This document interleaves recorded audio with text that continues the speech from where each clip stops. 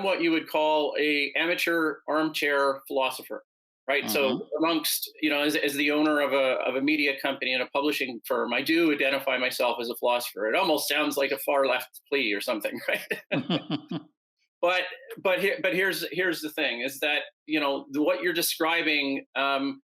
As a thinker, I gravitate towards Plato, and that's a weird thing to try and like forthrightly come out with, because Yeah. typically in academia you would say this eventually kind of leads to ideology and all these kinds of things, right? This is the general sort of summary of the Platonic thinker, especially in Mm. isolation.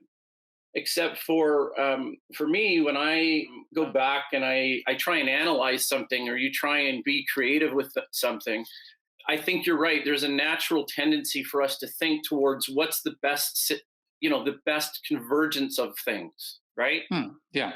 So the fact is that, I mean, I like your perspective, because in kind of a Platonic sort of emphasized conversation, it's coming from a mathematician. Oh, he'd be so proud, I wouldn't call myself a right? mathematician. I call myself yeah. I would have been a mathematician and a physicist without 6 years of lousy maths and science teachers at school.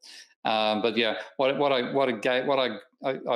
always understood the power of mathematics, and then I went into economics, courtesy of a great teacher in my second last year of high school, and that's what I continued on with and did at university, but with a strong mathematical foundations. I studied maths at the same time as my economics degree.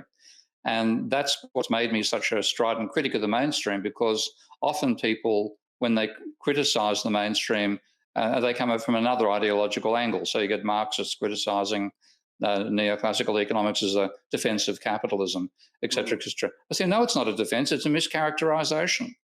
The things that they praise capitalism for are the last things on the planet capitalism actually demonstrates.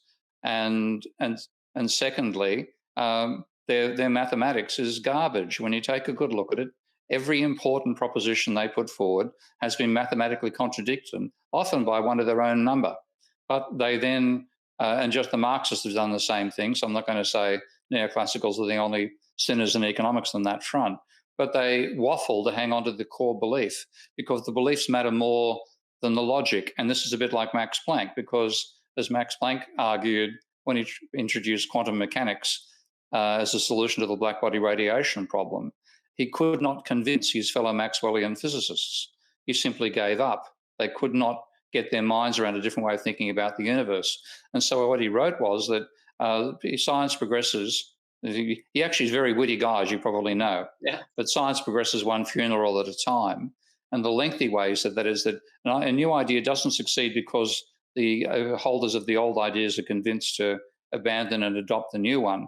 A new idea succeeds because the old retire and die, and new scientists take their place who are familiar with the new way of thinking. Now, what I've realized that doesn't happen in economics. Economics doesn't go through that phenomenon. Instead, despite huge empirical failures like not only not seeing the 2007 financial crisis coming, but actually believing 2000 was going to be a great year, they hang on to the beliefs no matter what.